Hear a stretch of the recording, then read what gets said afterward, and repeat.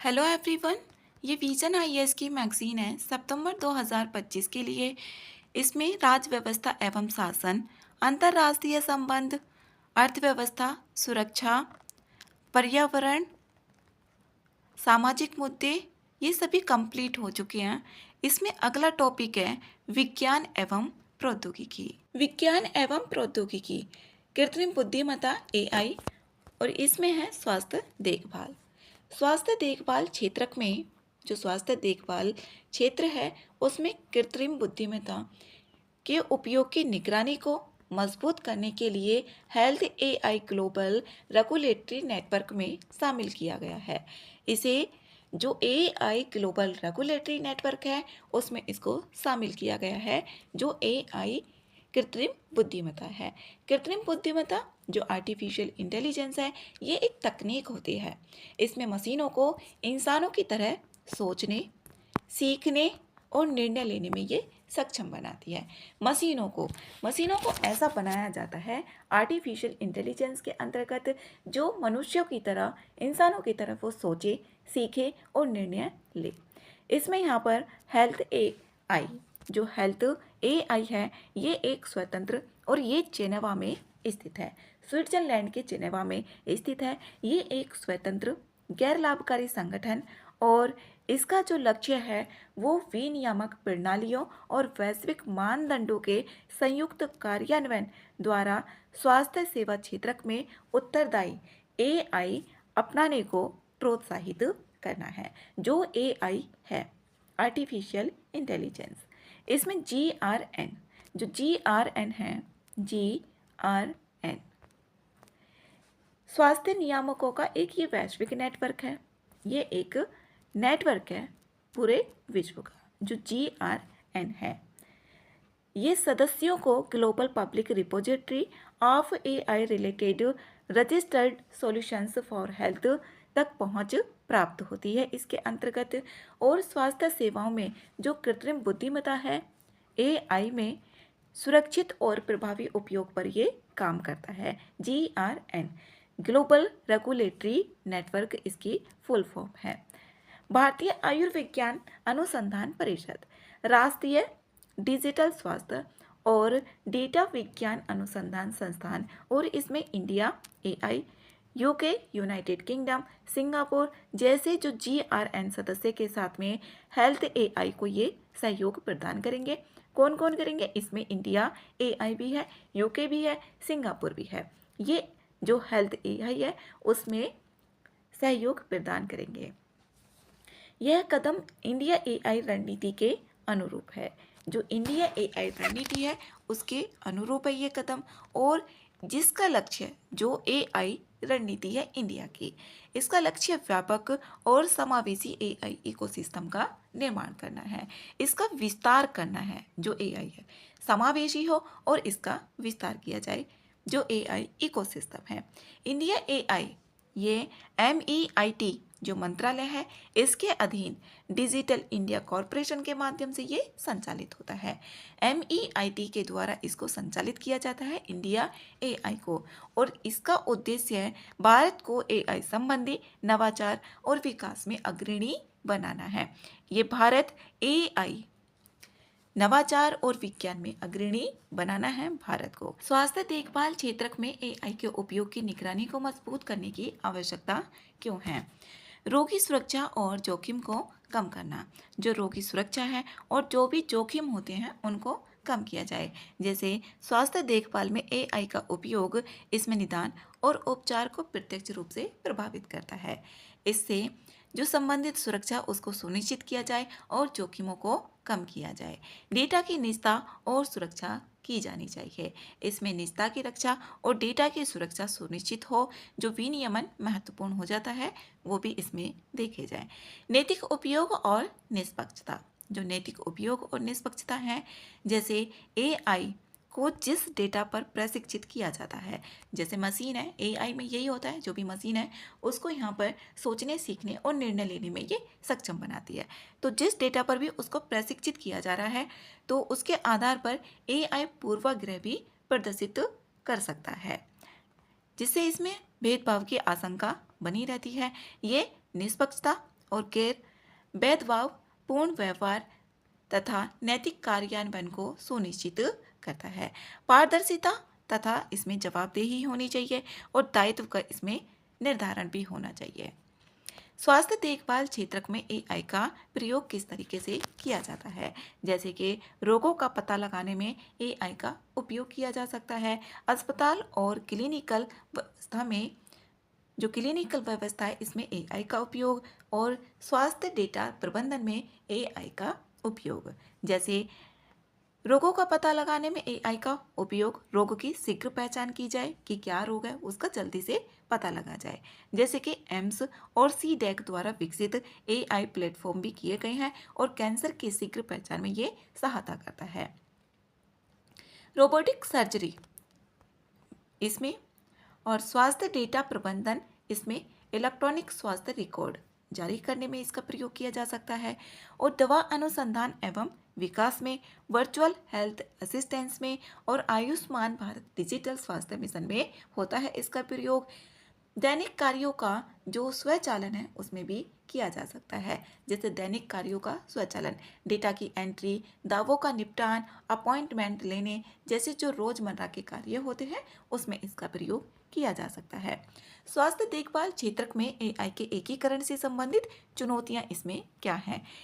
AI के एकीकरण से संबंधित जो भी चैलेंजेस हैं इसमें प्रौद्योगिकी संबंधी चुनौतियां इसमें है इंटरऑपरेबिलिटी एवं मानकीकरण, इसके लिए चुनौती है। जैसे जो स्वास्थ्य देखभाल प्रौद्योगिकी है और मानकीकरण की कमी के कारण इसमें जो स्वास्थ्य देखभाल प्रौद्योगिकी और मानकीकरण की कमी के कारण एआई का एकीकरण चुनौतीपूर्ण हो जाता है। इसके एकीकरण करने के लिए एल्गोरिथम आधारित पूर्वाग्रह जैसे एग्जाम्पल है प्रिडिक्टिव मॉडल ने स्वास्थ्य देखभाल संबंधी जरूरतों को मापने के लिए स्वास्थ्य की स्थिति की जो जगह है वो लागत को एक प्रतिनिधित्व कारक के रूप में इस्तेमाल किया। इसमें नैतिक चुनौतियां भी हैं, जैसे कि न्याय एवं निष्पक्ष, यहाँ पर इसमें समान असमानता और ये और भी ज़्यादा ना बढ़े तो इसमें निष्पक्ष निर्णय देनी चाहिए, और स्वास्थ्य देखभाल सेवाओं की उपलब्धता भी इसमें होनी चाहिए, असमानता को कम किया जाए। रोगी की सहमति एवं निजता भी होनी चाहिए। भ्रामक सूचना एवं अमानवीकरण, जो भ्रामक सूचना फैलाई जाती है, जो भी गलत सूचना होती है उसको फैला दिया जाता है तो उसको कम करेंगे।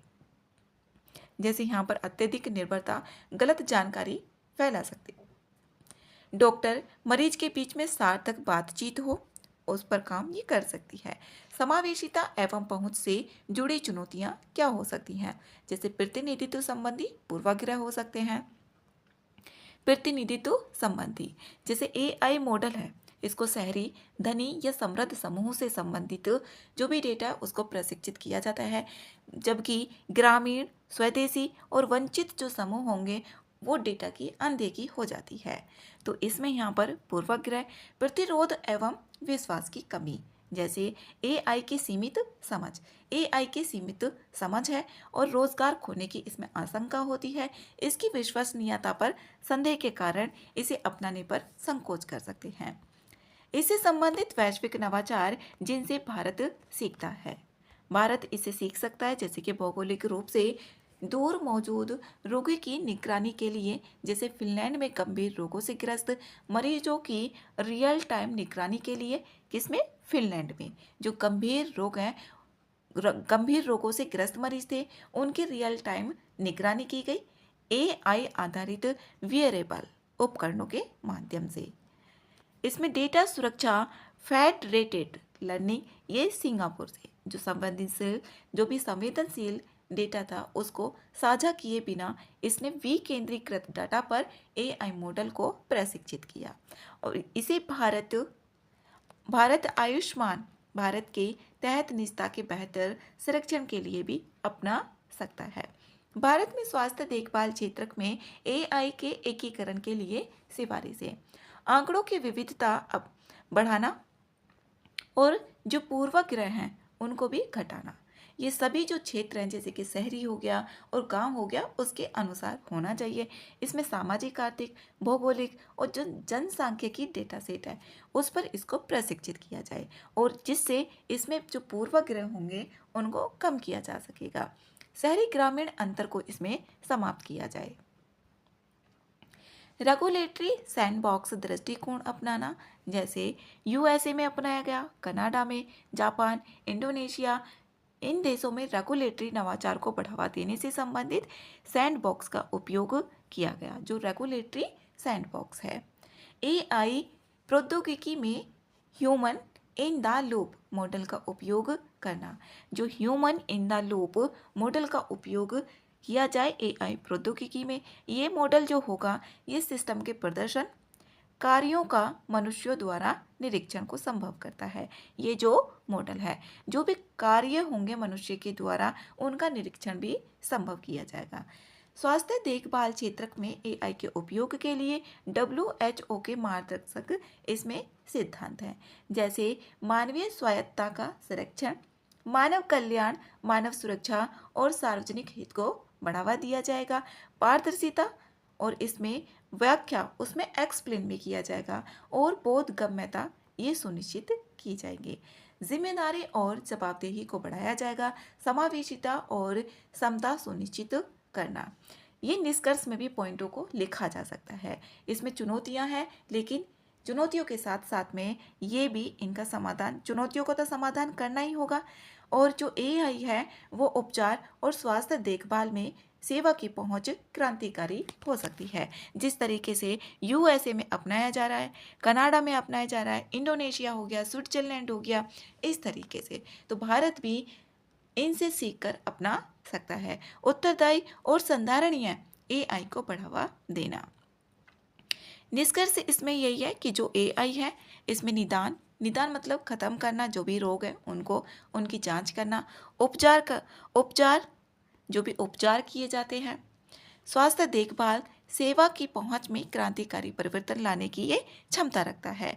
लेकिन इसमें सुरक्षा, पूर्वाग्रह, निजता, समावेशिता से जुड़ी जो चुनौतियां हैं, ये चुनौतियां हैं, इनका भी समाधान किया जाना चाहिए।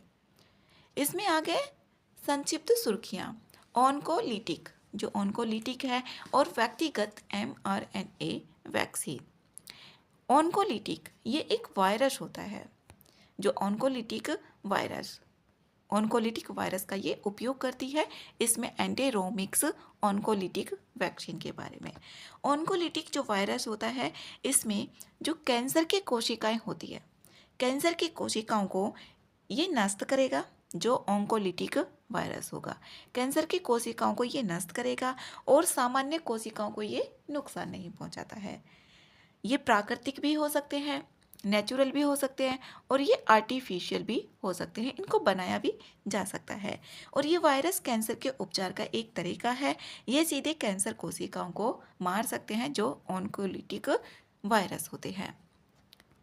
इसमें यहाँ पर जो रूस है, कैंसर के इलाज के लिए ऑन्कोलिटिक वैक्सीन, एंटोरोमिक्स और व्यक्तिगत mRNA कैंसर वैक्सीन विकसित कर रहा है। इसमें यहाँ पर देखें mRNA की मतलब होता है मैसेंजर राइबोन्यूक्लिक एसिड। ये एक निवारक उपचार होता है जिसका निवारण किया जाता है और ये शरीर को संक्रामक रोगों से लड़ने के लिए प्रशिक्षित करता है। जो mRNA है, जैसे यहाँ पर बॉडी है, शरीर है, उसको संक्रामक रोगों से लड़ने के लिए शरीर को ये प्रशिक्षित करेगा जो भी रोग होंगे। और mRNA जो मैसेंजर राइबोन्यूक्लिक एसिड है, अब जैसे कोशिका है ये सेल हो गई, अब सेल में इसमें नाभिक होगा और जो नाभिक में डीएनए होता है, नाभिक में डीएनए, पहले सेल होती है, सेल के अंदर नाभिक होता है और उसमें जो डीएनए होता है, डीएनए में डीएनए से प्रोटीन की जानकारी, जो डीएनए से प्रोटीन होगी, प्रोटीन की जानकारी कोशिका द्रव्य को ये पहुंचाता है। तो यही होता है यहाँ पर mRNA। इसमें एंटोरोमिक्स ऑन्कोलिटिक वैक्सीन के बारे में देखते हैं। ये कैंसर कोशिकाओं को सीधे मारती है, ये, और ट्यूमर रोधी जो प्रतिरक्षा प्रतिक्रिया है उसको प्रवृत्त करने के लिए ऑन्कोलिटिक वायरस ओवी का इसमें प्रयोग किया जाता है, उपयोग किया जाएगा। एंटेरोमिक्स 4 रोगजनक जो गैर रोगजनक वायरसों के संयोजन पर ये आधारित होती है। जो गैर रोगजनक वायरस होंगे उस पर ये आधारित होती है, और ये रोगी की ट्यूमर रोधी प्रतिरक्षा को सक्रिय करने की इसमें क्षमता होती है। इसमें mRNA तकनीक का उपयोग करके इसको बनाया जाता है, इस वैक्सीन को, और ये कैंसर के खिलाफ प्रतिरक्षा प्रतिक्रिया या इम्यून रिस्पॉन्स को सक्रिय करने के लिए निर्मित किया गया है। रूस की जो mRNA वैक्सीन एंटोरोमिक्स है, इसे प्री क्लिनिकल परीक्षणों में 100% सफलता भी दिखाई है।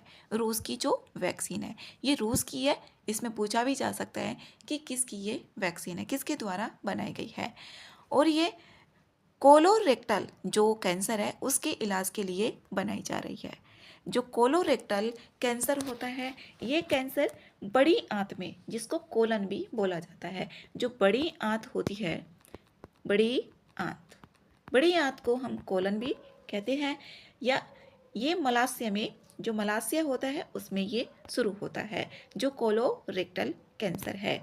और ये कब शुरू होगा? जब जो बड़ी आंत है उसकी परत की जो कोशिकाएं हैं वो बहुत तेजी से फैलने लगे, बहुत तेजी से बढ़ने लगे, ये तब शुरू होता है कोलोरेक्टल कैंसर। मलाशय में होगा या फिर बड़ी आंत में शुरू होता है, और इसकी कोशिका अनियंत्रित रूप से ये फैलने लगती हैं, बढ़ने लगती हैं। आंत की परत पर छोटी गांठें हो सकती हैं और बाद में ये कैंसर में बदल जाती हैं। जो छोटी छोटी इसमें गांठें होंगी ये पहले छोटी छोटी दिखाई देंगे, लेकिन बाद में ये एक कैंसर का रूप ले लेती है, और यह कैंसर बड़ी आंत, कोलन और मलाशय के कैंसर को मिलाकर कहा जाता है जो कोलोरेक्टल कैंसर है। ये कोलन को, बड़ी आंत को और मलाशय दोनों को मिलाकर कोलोरेक्टल कैंसर बोला जाता है। इसके इलाज के लिए ये वैक्सीन बनाई जा रही है। इसकी हर खुराक अलग अलग मरीज के ट्यूमर की म्यूटेशन प्रोफाइलिंग, जो अलग अलग मरीज होता है उसके अकॉर्डिंग होती है। अब इसमें व्यक्तिगत mRNA वैक्सीन के बारे में देखते हैं। व्यक्तिगत वैक्सीन ये प्रत्येक रोगी के जो ट्यूमर के आनुवांशिक विश्लेषण के आधार पर एक विशिष्ट वैक्सीन तैयार की जा रही है। कैंसर कोशिकाओं की पहचान करना ये सिखाता है प्रतिरक्षा तंत्र को। इसमें जो mRNA है ये टीके, एक प्रकार के टीके होते हैं। ये जो टीके होते हैं mRNA एक प्रकार के टीके होते हैं। मैसेंजर RNA के एक टुकड़े, जो छोटा टुकड़ा होगा उसका उपयोग करके हमारी जो कोशिकाएं हैं, कोशिकाओं को वायरस के लिए विशिष्ट प्रोटीन का उत्पादन करने का ये निर्देश देता है। जो mRNA है तो यही बताता है कि इसमें एक कोशिका होगी, कोशिका में नाभिक होता है, नाभिक में जो DNA होगा, DNA प्रोटीन की जानकारी को कोशिका द्रव्य तक पहुंचाना होता है। mRNA का यही काम होता है। mRNA वैक्सीन के फायदे क्या होंगे? इसमें तीव्र विकास होगा और मजबूत प्रतिरक्षा प्रतिक्रिया भी होती है। जीवित वायरस की इसमें ज़रूरत नहीं होती है, जो जीवित वायरस होगा उसकी भी इसमें ज़रूरत नहीं होती है। और ये वैक्सीन प्रोटीन उत्पादन को सक्रिय करने के लिए लिपिड नैनोकण को संग्रहित आनुवांशिक सामग्री को ये शरीर में पहुंचाती है। जो लिपिड नैनोकण होते हैं उसमें संग्रहित आनुवांशिक सामग्री को पहुंचाती है। इनसे शरीर में ऐसे प्रोटीन उत्पन्न होते हैं, उत्पन्न करने के लिए संकेत प्राप्त होता है जो एंटीजन नामक रोगजनक के समान होता है। शरीर की प्रतिरक्षा प्रणाली इन बाहरी एंटीजन होते हैं उनको शरीर के दुश्मन के रूप में ये देखती हैं। इसमें एंटीबॉडी और जो टी कोशिका होती हैं रक्षा प्रणाली को ये सक्रिय भी बनाती हैं, जिससे भविष्य में रोगाणुओं को नष्ट करने के लिए प्रतिरक्षा प्रणाली को सक्षम भी बना सके। अब इसके सामने चुनौतियां भी हैं। भंडारण संबंधी अनिवार्यता, अल्पकालिक दुष्प्रभाव या साइड इफेक्ट भी हो सकते हैं, जैसे बुखार आना, थकान होना, इंजेक्शन जहाँ लगाया जाता है वहाँ दर्द होना शामिल भी हो सकता है। अल्पकालिक इसके दुष्प्रभाव हो सकते हैं। दीर्घकालिक इसमें सुरक्षा, जैसे इसमें जो mRNA वैक्सीन है ये नवीन है और इनके दीर्घकालिक प्रभावों का अभी भी अध्ययन किया जा रहा है। दीर्घकालिक प्रभाव क्या पड़ सकते हैं, उनका अभी अध्ययन किया जा रहा है, लेकिन अल्पकालिक प्रभाव इसमें यही है, जैसे बुखार आना, थकान, इंजेक्शन लगाना। नेक्स्ट है इसमें विश्व का सबसे बड़ा भूमिगत न्यूट्रिनो डिटेक्टर सक्रिय हुआ कहाँ पर, चीन में। ये चीन में विश्व का सबसे बड़ा न्यूट्रिनो डिटेक्टर ये सक्रिय हुआ जियांगमिन भूमिगत न्यूट्रिनो वेधशाला, इसका नाम दिया गया। जो चीन में सबसे बड़ा न्यूट्रिनो डिटेक्टर किया गया, ये इसका नाम जियांगिन भूमिगत न्यूट्रिनो वेधशाला नाम दिया गया। और ये जो वेधशाला है 700 मीटर की गहराई पर स्थित है। इससे मियोन्स जैसे कणों से होने वाले हस्तक्षेप को कम किया जा सकता है। और जो मियोन्स होते हैं ना, ये एक प्रकार के प्राथमिक उपपरमाणविक कण होते हैं।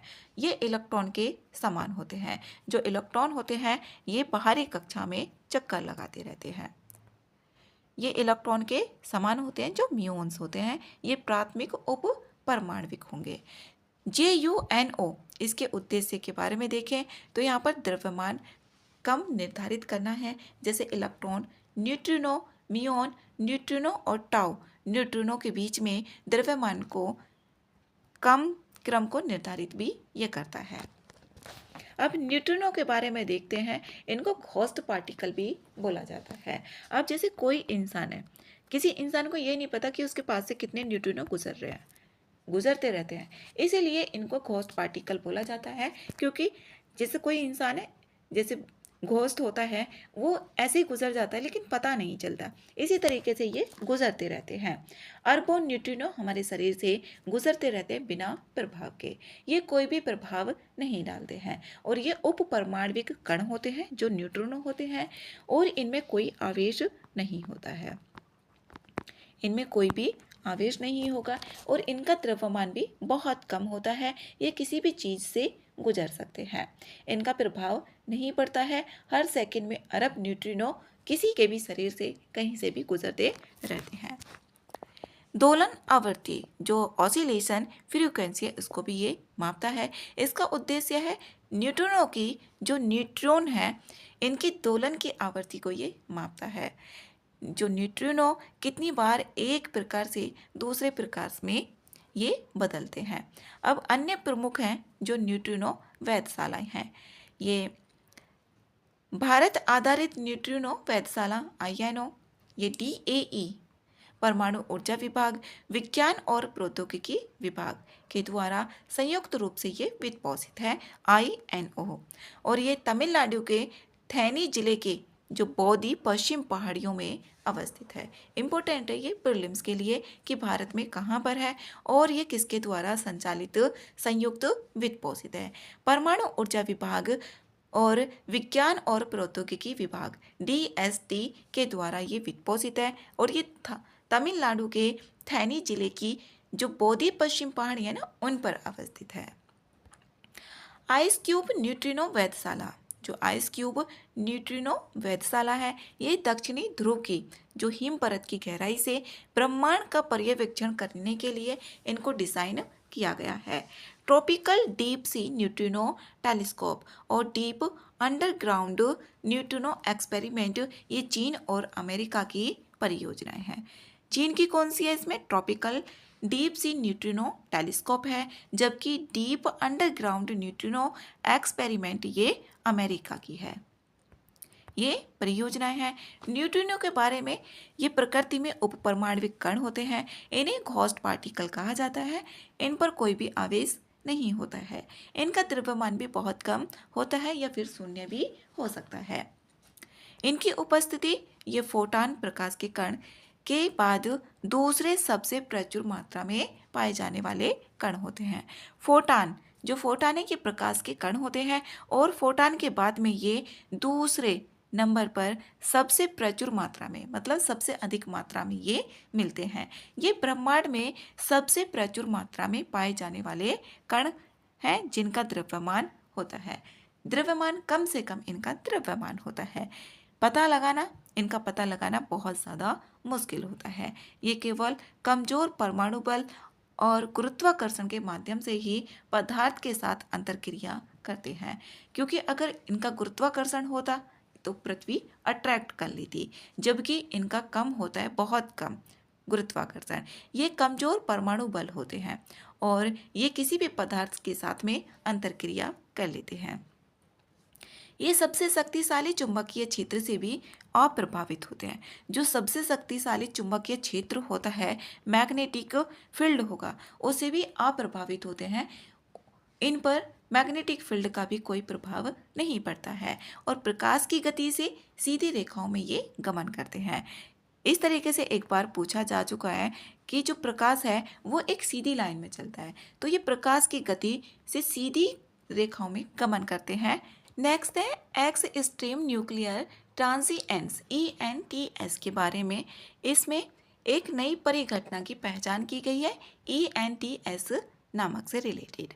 एक्स एक्सट्रीम न्यूक्लियर ट्रांजिएंस के बारे में, ये सूर्य से कम 3 गुना बड़े सितारे होते हैं। सुपर मैसिव ब्लैक होल द्वारा इनको नष्ट कर दिया जाता है। ये घटना तब घटित होती है, इसमें कोई सितारा जो ब्लैक होल की इवेंट होराइजन के पास में पहुंचेगा तो उसकी जो प्रबल गुरुत्वीय शक्तियाँ होंगी उसे लंबा, पतला और स्पैगेटी जैसी आकृति में बदल दिया जाता है। जब ब्लैक होल के इवेंट होराइजन से ये गुजरता है कोई भी सितारा, इसकी आकृतियों में बदल दिया जाता है और इस प्रक्रिया में बहुत बड़ी मात्रा में ऊर्जा भी उत्पन्न होगी। जब बदल दिया जाएगा, जैसे एक रूप है इसको दूसरे रूप में बदल दिया गया, तो इसमें बहुत ज़्यादा इलेक्ट्रोमैग्नेटिक ऊर्जा भी उत्पन्न होती है। यह उत्सर्जन एक्स एक्सट्रीम न्यूक्लियर ट्रांजिएंस कहलाता है। जब इनको बदल दिया जाएगा दूसरी आकृति में, जैसे कि लंबा, पतला, स्पेक्टी आकृति में बदल दिया जाता है, तो इसमें ऊर्जा उत्पन्न होती है और जो भी उत्सर्जन हुआ ना, तो उसी को ही बोला जाता है ENTS। क्वासीमून, जो क्वासीमून है, ये एक लघु क्वासीमून 2025 PN7 की पहचान की गई है। यह लगभग 60 वर्षों से पृथ्वी के पास परिक्रमा कर रहा है। अब क्वासीमून ये एक क्षुद्र ग्रह होता है, एक छोटा ग्रह होता है। ये पृथ्वी की सीधी परिक्रमा नहीं करता। जैसे पृथ्वी है, अब ये इसकी परिक्रमा नहीं करेगा, बल्कि ये सूर्य के चारों ओर, जैसे कि यहाँ पर इसमें सन मान लेते हैं, ये सन है, सन के चारों ओर पृथ्वी के समान गति से घूमता है। जैसे कि पृथ्वी घूम रही है तो समान गति से ये घूमता रहता है, ये होता है। लेकिन पृथ्वी की ये परिक्रमा नहीं करता है, जो क्वासीमून है, और इसकी पहचान की गई है 2025 में PN7 की है। यह पृथ्वी के साथ साथ चलता हुआ दिखाई देता है, इसलिए कभी कभी इसे दूसरा चंद्रमा भी मान लिया जाता है अस्थायी रूप से। अब 2025 में जैसे PN7 है, ये 2038 तक, जो PN ये है ना, ये 2038 तक पृथ्वी के साथ रहने का अनुमान बताया जा रहा है। इसमें क्वासीमून को क्वासी सैटेलाइट भी कहा जाता है। जो क्वासीमून है, क्वासी सैटेलाइट भी कहा जाता है। क्वासीमून एक खगोलीय पिंड है। यह सूर्य की परिक्रमा करता है, लेकिन ग्रह के समानांतर कक्षा की वजह से ऐसा लगता है कि मानो वह उस ग्रह के साथ गति कर रहा हो, जैसे पृथ्वी के साथ साथ करेगा। मुख्य रूप से ये सूर्य के गुरुत्वाकर्षण से प्रभावित होता है, ना कि ग्रह के गुरुत्वाकर्षण से होता है। यह एक वास्तविक चंद्रमा मून नहीं है। ये वास्तविक चंद्रमा या मून नहीं है, क्योंकि यह चंद्रमा की तरह प्रत्यक्ष रूप से ग्रह की परिक्रमा नहीं करता है। ये पृथ्वी की कोई परिक्रमा नहीं करता है, बल्कि पृथ्वी के समान गति से सूर्य का चक्कर लगाता है। और अब तक पृथ्वी के 6 ज्ञात क्वासीमून की खोज कर चुके हैं, जो खगोलविद हैं। पृथ्वी के 6 ज्ञात क्वासीमून की खोज कर चुके हैं, जिसे 2016 में भी किया गया था H03। इसे कामो आलोवा भी कहा जाता है और 2025 में अभी PN7 की खोज की गई है। नेक्स्ट है भारत का सबसे बड़ा लिथियम आयन बैटरी विनिर्माण संयंत्र। भारत के सबसे बड़े जो लिथियम आयन बैटरी है, इस संयंत्र का उद्घाटन किया गया हरियाणा में। ये हरियाणा में इसका उद्घाटन किया गया और ये हर साल लगभग 20 करोड़ बैटरी पैक्स का उत्पादन करता है। भारत के 50 करोड़ पैक्स संबंधी वार्षिक आवश्यकता का लगभग 40% पूरा करेगा। जो 50 करोड़ पैक्स संबंधी है, ये 40% को पूरा किया जाएगा। इसकी स्थापना इलेक्ट्रॉनिक्स विनिर्माण क्लस्टर योजना के तहत की जा रही है। लिथियम आयन बैटरी के बारे में देखते हैं। ये जो होती है रिचार्जेबल बैटरी होती है और लिथियम आयन ऋणात्मक इलेक्ट्रोड ग्रेफाइट और धनात्मक जो इसमें होगा ऋणात्मक होगा ग्रेफाइट पे, और जो धनात्मक electrode lithium transitional metal oxide होते हैं, इसके बीच चार्जिंग एवं डिस्चार्जिंग के दौरान ये गमन करते हैं। जो ऋणात्मक इलेक्ट्रोड होगा ग्रेफाइट और धनात्मक इलेक्ट्रोड होगा लिथियम पर। लिथियम आयन बैटरियों के लाभ भी होंगे, जैसे कि उच्च ऊर्जा घनत्व होती है। जो इनकी बैटरियां होती हैं वो बहुत कम जगह घेरती हैं और इनका जो वजन है उसमें ज़्यादा ऊर्जा, जैसे कि प्रति किलो 75 से 200 वाट घंटे स्टोर कर सकती हैं। इन्हें बार बार चार्ज करने की भी ज़रूरत नहीं पड़ती है। ये चार्ज करने की ज़रूरत कम पड़ेगी और ये जो वज़न होती है वज़न में ज़्यादा ऊर्जा होती है, ये स्टोर को ज़्यादा करती हैं और ये बैटरियाँ बहुत कम जगह भी घेरती हैं। ये हल्की होती हैं और कम विषाक्त होती है। पुरानी लेड एसिड बैटरियों की तुलना में ये बहुत कम विषाक्त पदार्थ होते हैं। लिथियम कार्बन इलेक्ट्रोड के उपयोग के कारण इनका वजन भी तुलनात्मक रूप से बहुत कम होता है। ये बेहतर प्रदर्शन के लिए भी इनका प्रयोग किया जाता है। जो चार्ज और डिस्चार्ज करने पर इनके जो प्रदर्शन में ज़्यादा कमी नहीं आती है। चुनौतियाँ भी हैं इसमें, जैसे कि आपूर्ति श्रृंखला संबंधी सुभेद्यता।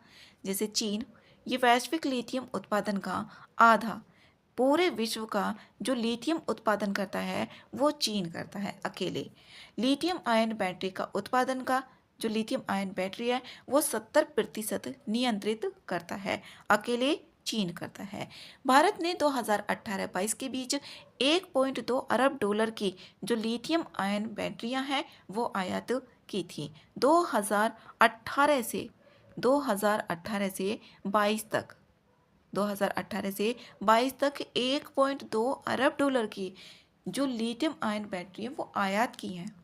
सुरक्षा संबंधी इसमें खतरे भी उत्पन्न होते हैं। इसकी पर्यावरण प्रभाव भी होंगे, जैसे लिथियम खनन में जल की अधिक खपत होती है। जो लिथियम खनन होता है, लिथियम को खोदा जाएगा, जल की ज़्यादा खपत होती है। अब इसमें पुनर्चक्रण इकाइयों की कमी से इन बैटरियों को सुरक्षित निपटान की समस्या और भी गंभीर हो जाती है। अब इसमें देखते हैं इलेक्ट्रॉनिक्स विनिर्माण क्लस्टर EMC योजना के बारे में। इसे MEIT मंत्रालय, इलेक्ट्रॉनिक्स और सूचना प्रौद्योगिकी मंत्रालय MEIT ने 2012 में शुरू किया था। इसका उद्देश्य है इलेक्ट्रॉनिक्स सिस्टम डिज़ाइन और विनिर्माण क्षेत्र में निवेश को आकर्षित करना, विश्व स्तरीय अवसंरचना के निर्माण के लिए सहायता भी प्रदान करना और इसमें अनुदान संबंधी सहायता भी दी जाती है। जैसे ग्रीन फील्ड जो परियोजनाएं होंगी उसमें प्रति 100 एकड़ भूमि पर 50 करोड़ रुपए की सीमा है, और जबकि जो ब्राउन फील्ड परियोजना है उसमें प्रति परियोजना अधिकतम 50 करोड़ रुपए की सीमा है। ग्रीन फील्ड परियोजना वो होती हैं जिन्हें बिल्कुल नए सिरे से ही लगाया जा रहा है, और ब्राउन फील्ड परियोजना वो होती हैं जो पहले से थी लेकिन वो बंद थी, उनको स्टार्ट किया जा रहा है, उसमें लागत लगाई जा रही है दोबारा से शुरू करने के लिए। नेक्स्ट है हायरार्किकल रीजनिंग मॉडल HRM। वैज्ञानिकों ने जो सैम्पिएंट के वैज्ञानिक हैं उन्होंने मानव मस्तिष्क पर आधारित एक नया AI मॉडल विकसित किया है, जैसे ChatGPT। Large language models LLM में चैन ऑफ थॉट रीजनिंग पर ये निर्धनता के कारण इसमें कुछ कमियां भी हैं। ये रीजनिंग पर जो निर्भरता है उसके कारण कुछ इसमें कमियां भी हैं।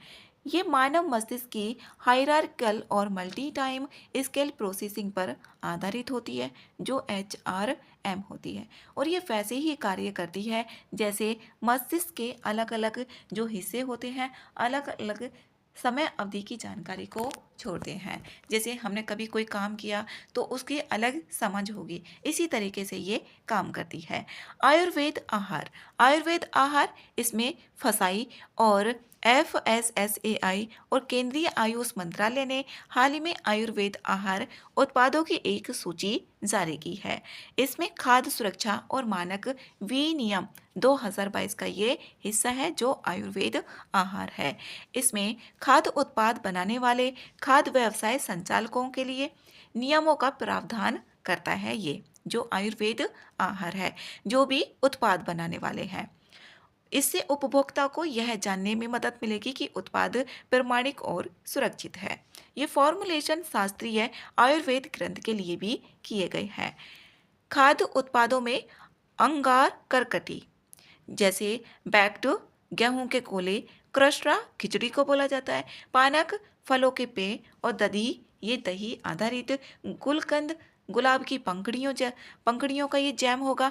उत्पाद निर्माण इसमें शामिल होते हैं। द्रव्य पोर्टल राष्ट्रीय आयुर्वेद दिवस के अवसर पर ये 23 सितंबर को मनाया जाता है। द्रव्य पोर्टल का शुभारंभ किया गया। द्रव्य इसकी फुल फॉर्म है digitised retrieval application for versatile yard stick of Ayush substance. द्रव्य पोर्टल यह आयुष मंत्रालय की एक पहल है और आयुर्वेदिक सामग्रियों उत्पादों का सबसे बड़ा संग्रह ये डेटा है और ये सभी के लिए उपलब्ध है। डेटाबेस में लगातार वृद्धि हो रही है, इसलिए इसे विकसित किया जा रहा है। पारंपरिक आयुर्वेदिक ग्रंथों के साथ साथ आधुनिक वैज्ञानिक साहित्य और क्षेत्रीय अध्ययन भी इसमें शामिल हैं और इसे आयुष मंत्रालय के द्वारा शुरू किया गया है। ये आयुष मंत्रालय की एक पहल है और इसकी फुल फॉर्म ये है digitised retrieval application for versatile yard stick of Ayush substances.